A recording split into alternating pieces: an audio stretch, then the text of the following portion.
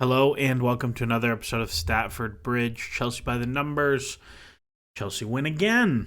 3 on the trot. Chelsea win 1-0 at home against Leicester City. It was not the smoothest of rides, but it was a ride that got to its intended destination, is how I'll phrase it.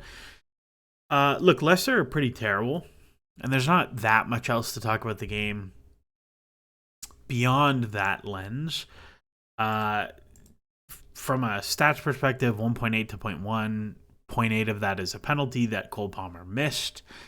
There was a lot of consternation about Palmer's in such a bad run of form. Oh my God, he missed a penalty.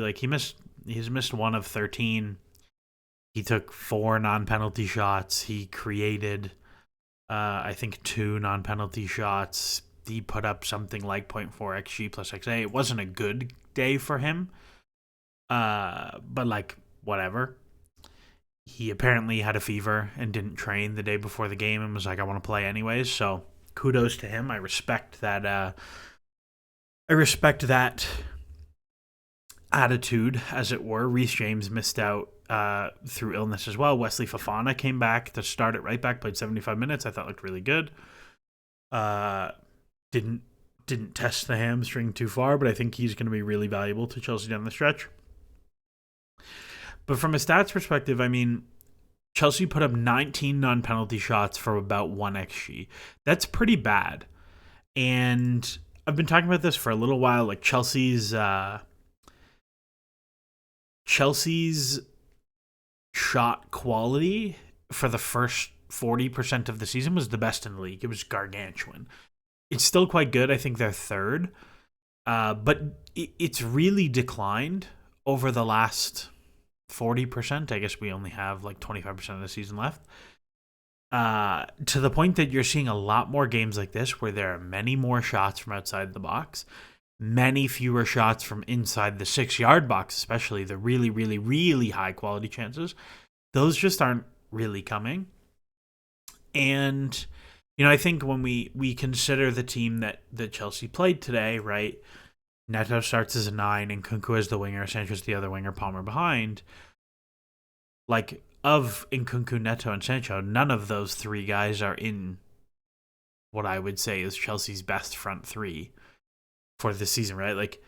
Madueke didn't play, Jackson didn't play. You're really, really light in attack right now. And so you're ending up with all these kind of weird Neto false 9 lineups that have utility, right? I think this was maybe Chelsea's best defensive performance of the season. I dug through the stats. The 0.1 XG conceded is the lowest Chelsea have conceded since the Tuchel season. Right at the end, they beat Norwich 7-0, and they conceded 0.1 XG in that. There were 2 other games in that season. But we haven't had Chelsea really, really just shut a game down at all this season. Certainly not last season. And certainly not the season before that. Bob Sanchez did his absolute best to make sure it wasn't that, with a couple of flappy crosses that hits Tosin and hits the crossbar, and it feels like a scary moment. But really, Leicester got nothing the whole game, which is pleasant. That's something that hasn't gone for a while. But I am a little bit concerned about the open play attacking stuff. The set piece stuff is okay. 12 corners for only 0.17 XG is not very good. But 2 corners, you don't give up anything. Fine by me. Shot volume is good, though the quality is bad. And the field tilt they generated in this game without having a tremendous amount of the ball is unbelievable. 57% possession, 54 to 4 box touches. That's crazy. If you look at the Mark R stats, 55% of the ball, but 70% field tilt. That's awesome. I thought Chelsea's counter press in this game in particular was really, really good. I think Nini was tweeting about how Levi Cole was being very aggressive in the counter press, which I liked. Sometimes he fouls unnecessarily, but I thought it was quite good. From a chance creation perspective, I actually think Chelsea were quite a bit better than their shot-based XG. Expected threat has them at 2.2. It felt like actually there were a lot of box entries that could have been much better chances, and just the dots didn't connect today. And I mean, how happy are you about a 1-0 at home to Leicester? Whatever. The win is the win. We're at the point of the season where points are points, and that's really all you're hoping for. But it was like fine. Like I don't have much consternation about this performance. In terms of the bigger picture stuff, this is the same match as Luton at home, which was a 3-0. It was a 2.2 to 0.4 actually last year. Sure. I mean, Leicester is certainly better than Luton, so it is what it is, but Chelsea, it's about a 1 non-penalty expected goal difference. There's something like 0.7 for the season. Like, these are very strong metrics. Somebody called them Maresca's metrics blues today, which I thought was quite funny. But overall, like, that stuff is fine. And the bookie market largely agrees. It still has City and Chelsea as overwhelming favorites for third and fourth. If you look at things like Analytic FPL, it's much less convincing than the betting markets. They have City as something like 94th percentile for top 5, and Chelsea and Forest about level between the two. But it's got Chelsea, Forest, and Newcastle all projected out to 63. If you kind of look at my year-over-year thing, my adjusted projection has Chelsea at 63.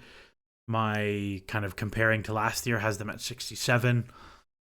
It has Newcastle at 64, Forest at 60, and then kind of some adjustments based on where they are this year. Newcastle have West Ham on Monday after this is recorded. And Forest stole a win against City, which has like which has very much kind of boosted their probabilities, I think. But I think that I still sort of think the betting markets are more switched on here, where like I really don't think Forest have anything.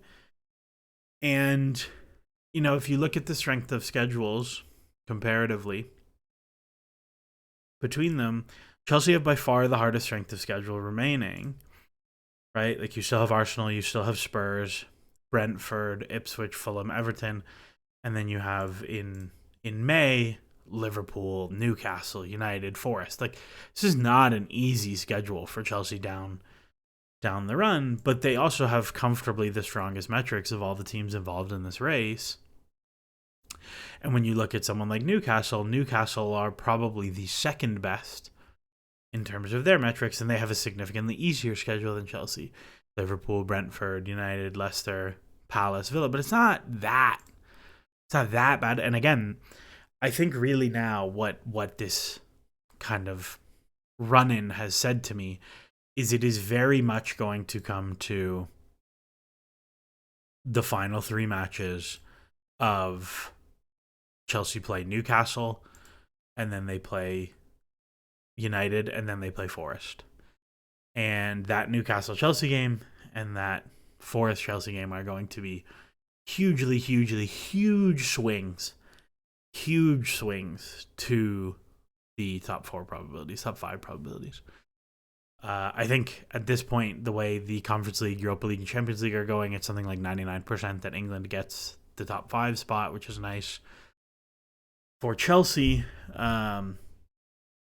But overall, that's where I'm at. I really don't have that much else to say. It's going to be a lot of, did Chelsea win? That's good for their top 4. Did they not win? It's bad for their top 4. I think one of the awkward things that's going on now is with Conference League, you have a real like distraction from the Conference League now, where it's games that Chelsea have to play, but their squad has been thinned out such that they actually can't go A team, B team for these games now. Like guys have to play. Like you look at the first leg away to Copenhagen, Cole Palmer plays and Caicedo starts, and it's like it's a real team. Like it's guys actually play. And I don't think that's really going to get better the rest of the way. The draw for the Conference League is pretty favorable for Chelsea. After Copenhagen, they're playing Molde or Legia Warsaw. That's a worse team than Copenhagen. And then after that, they're playing kind of Djurgården or Paphos or or I think this is Bate Borisov. Borak Banja Luka, not even. I don't even know who that is. Or up in Vienna. So, like, weaker games than Copenhagen the rest of the way. But it is games you have to play. So, we'll see how that goes.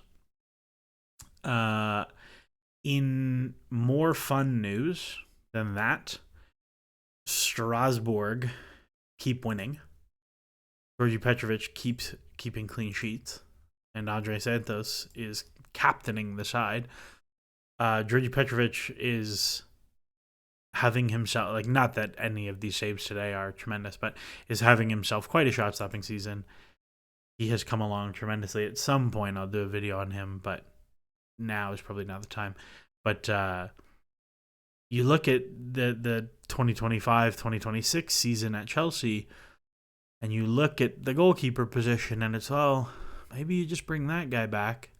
And you look at midfield, and it's like, well, Andre Santos is like a pretty immediate improvement to everyone not named Caicedo and Enzo Fernandez, who I thought, by the way, I didn't really talk about, but I thought was genuinely excellent today.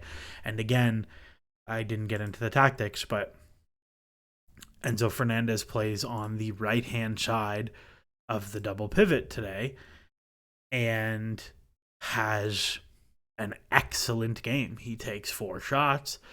He moves the ball forward, 8 box touches, 16 passes into the final third. I thought Enzo Fernandez was really, really, really good today. And on the right side of the pitch, he's just much more progressive all the time.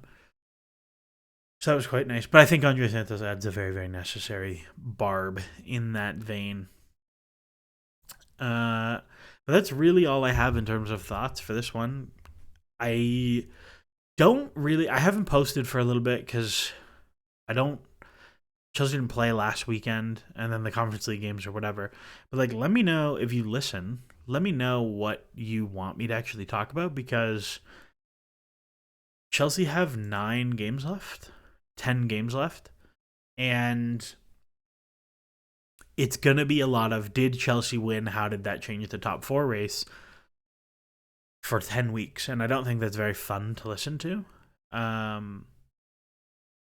So if there's things you want me to talk about, whether it's the summer or the women's side, or I think the tactical stuff is whatever, let me know, because it does feel like the pod is getting a little stagnant.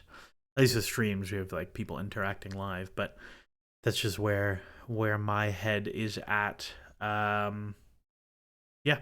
Anyways, that's all from me. A win is a win. Hard to be too mad at that. As always, enjoy the soccer.